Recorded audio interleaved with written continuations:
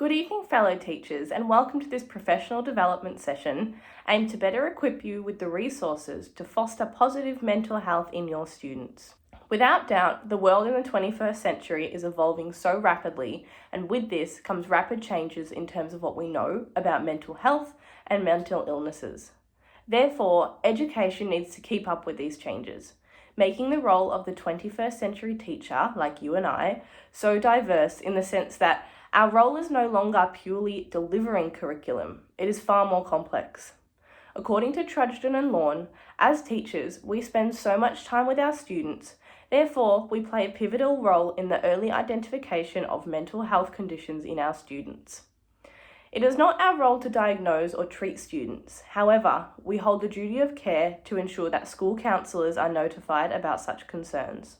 The resources I'm going to present to you tonight promote positive thinking and a growth mindset in children, which in turn promotes healthy mental well-being.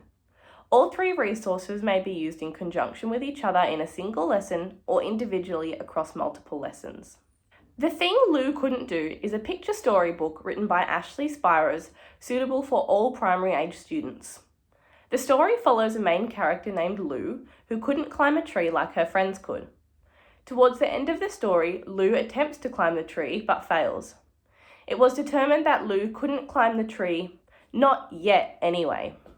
This book sets the scene for discussion with your class about having a growth mindset.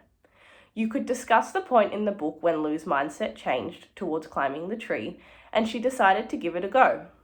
You may also like to discuss the phrase, "she can't climb, not yet anyway," with your students, and discuss how this may be applied to their classroom work or to another skill that they have been practicing.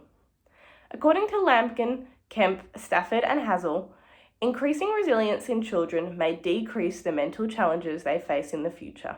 Reading of this book could be followed by a sorting activity, where students in the class collaborate to sort cards with growth mindset quotes, such as this one, "I am going to work hard," or fixed mindset quotes, such as "I just can't do this," into categories. The sorting activity would be followed by a class discussion, where the teacher reads the quote and the students form a rock with their hands like this if they believe it is a fixed mindset quote, or a flower with their hands like this if they believe the quote is a growth mindset quote.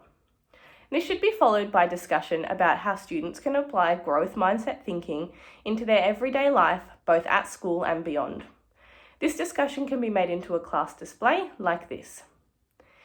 Encouraging children to have a growth mindset nurtures internal factors that promote healthy mental states. This includes positive expectations for themselves, as well as autonomy, good problem-solving skills, and self-regulation. Creating supportive environments is an efficient way to nurture students' mental well-being. To encourage students to focus on their strengths and gently extend their comfort zone while fostering positive learning, the two previous activities could be followed with a plant craft. You will need to source the outline of a plant and a pot on the internet. You will then photocopy the pot onto brown paper and the plant onto green paper, so there is enough for all students in your class.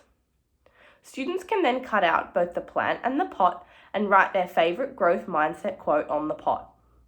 Students then paste the plant onto the pot, and you can then make a garden display with all of your students' pots on a wall in your classroom. When students are feeling down, stuck on a task, or overwhelmed, they can look at their pot for encouragement and as a reminder to apply a growth mindset to tough situations they encounter in their lives. I hope I have been able to equip you with some resources to better support your students' mental health. Thank you all so much for coming. Good night.